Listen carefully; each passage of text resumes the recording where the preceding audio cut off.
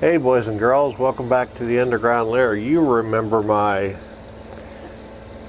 Guild Starfire bass. Lovely bass, she be. I just put some Labella low tension flats on this bass. And about a week later, I got a call from Jordan from Graphtech. These guys here, they make Tusk nuts, they make ratio tuners, Ghost, the piezo bridge systems, string saver saddles, yeah, all that stuff. So they said, hey, is there anything that that you'd be interested in doing a video on? And I said, well, yeah, I was wanting to check out your ratio tuners. He says, oh, that's a big ask. Let me get a hold of Alex. So he got a hold of Alex. Alex got a hold of me. Alex looked at my channel. He says, you know, nobody has done a video for us on our ratio bass tuning machines. Excuse me. We'd like to send you a set, and you can put it on whatever bass you want. Put it on your bass, you can put it on a customer's bass. I said, well, I got this Guild bass and I love it, and I would really, the only thing that I wish it had was better tuners. And he says, how about we send you the tuners, you put them on your bass, you do the video. This video is sponsored by Graphtech. And so we're going to go ahead and put these on there. They sent a PDF showing the specs. I got out my calipers and checked everything, and it's very close to the same holes. But you know how calipers are, they can be slightly wrong. The post size is correct, so I may not need the bushings that are in here. If I do have to pop them out, then I gotta pop them out. Now these tuners, they come up and they do this on these tuning machines. So I am not sure. I think I'm gonna go, I went and bought another set, least I could do. And I want to make sure I have enough wraps on these new tuning machines. So the idea with the ratio tuners is the E is a 48:1 tuning ratio. The A goes down to 36:1, the D goes down to 25:1, and the G goes down to 23:1. And I'll read this with my 6th grade reading education. The science behind ratio. Due to the difference in core diameters, the sensitivity to tension of each string is unique. Ratio's patented multi-gear tuning technology synchronizes all the strings to react the same to any tuning adjustments. Precise, predictable response on every string, as opposed to being a 16:1 ratio on every tuner. You can make big turns on this, and this moves very little. So your fine tuning is very, very, very precise. At least that's my get out of that. On Ovation, I didn't film it because it was a quick job. Went from their 14:1 stock on their Celebrity tuning machines from the late 90s to a set of 18:1 tuners, and the difference was vast. I imagine this is going to be nuts. So without further ado, I'm going to go ahead and get off the video and just lose these tuning machines right now. Okay, I have the G and D mounted, and I forgot to hit the record. The top two screws line up on this particular base, but the bottom two screws, they're just out of sight up here. So I found that if I could put a punch down here using an awl, I can take a 1/16 inch drill, marking with a piece of tape, marking where to stop. You can drill a hole beside the hole that's existing. It's probably it's a decent distance away that it won't affect it, the existing hole. So I got a piece of tape there. I measured it, giving room for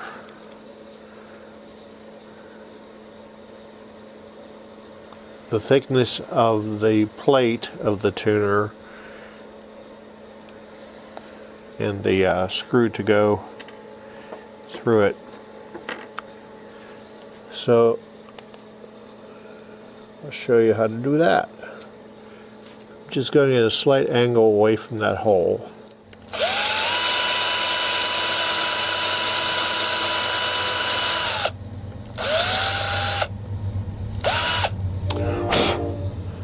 So hole one.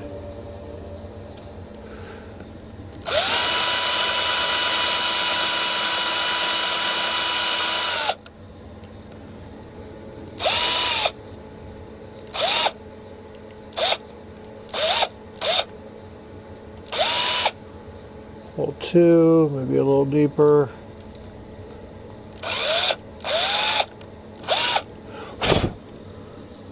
And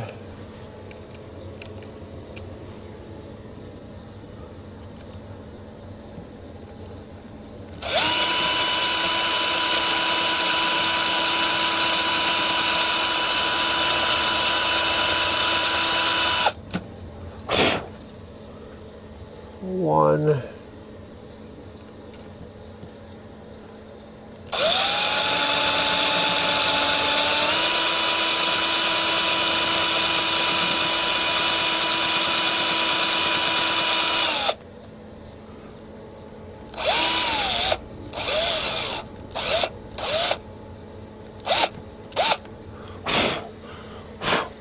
Okay, then you take your new screw that's going into a new hole, and you probably wonder why I have a candle sitting here, and this is why.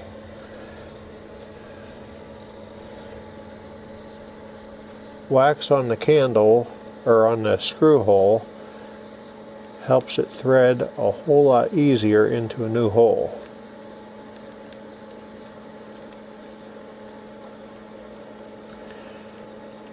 Well, you don't end up with a busted screw.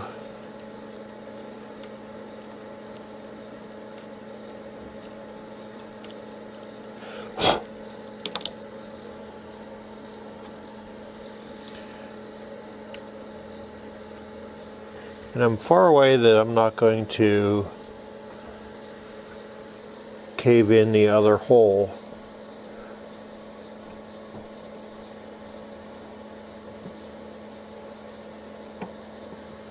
And all these tuners are marked on the other side that you don't see with the EADG, so you know which one goes where, because they'll have different ratios. You don't want to just put them in the wrong hole, right? Right. Very good, class.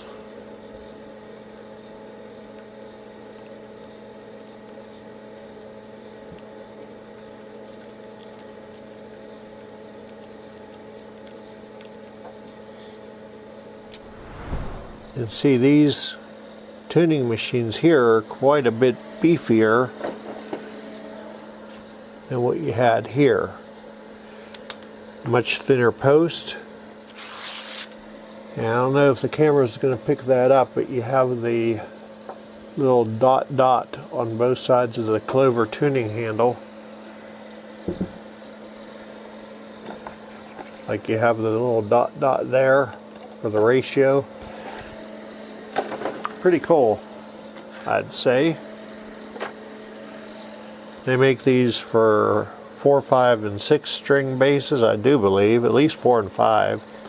And they make both the cloverleaf and the kind of, I guess, diamond style, modern Y key. Yeah, that's what they call it, modern Y key style, and the classic clover style. Well, we might as well go with our stringing technique here. So we're going 1, 2, and a little bit more past where we want the string to live. I already did 1.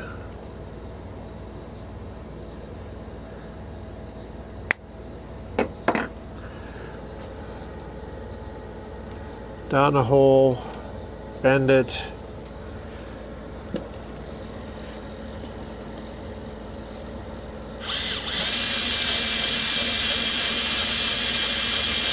So make sure you wrap under the previous wrap. And you can see how slow this is winding.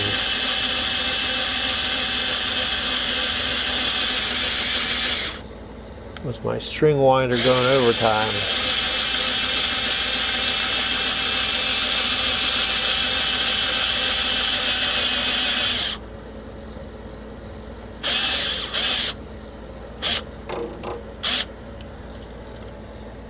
Yeah, that's a little more than 2 wraps there. Very happy with that.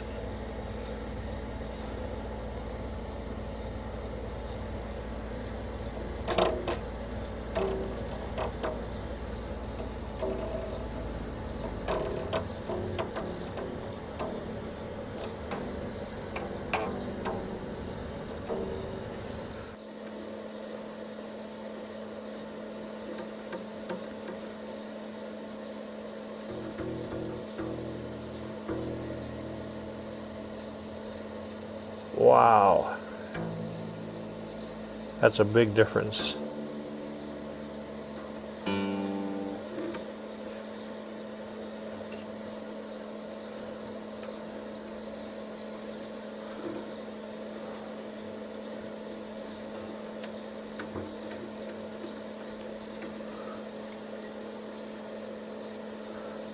I bet we're going to move this saddle. I'm willing to bet. But that's not what this video is about. This is about Graph Tech ratio tuners.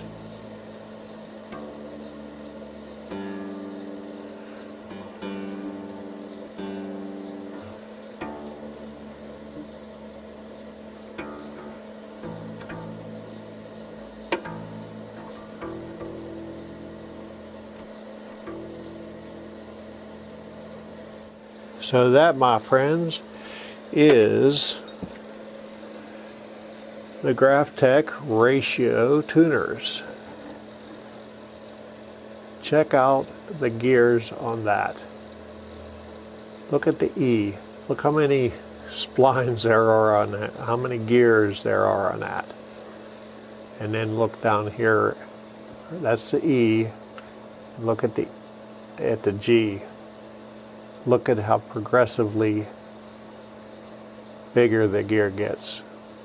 But even that, like I said, was, oh wow, I'm just so blown away by that.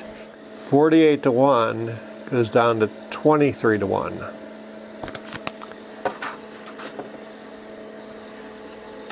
And usually the best you get from like a high-end Fender tuner or even some of the aftermarket tuners is going to be 18, 20 to 1, maybe. So I'm going to let this acclimate to the new strings and I'll do a setup. But yeah, go and get yourself some ratio tuners from GraphTech. Once again, this video is sponsored by GraphTech. Ratio tuners, go get you some.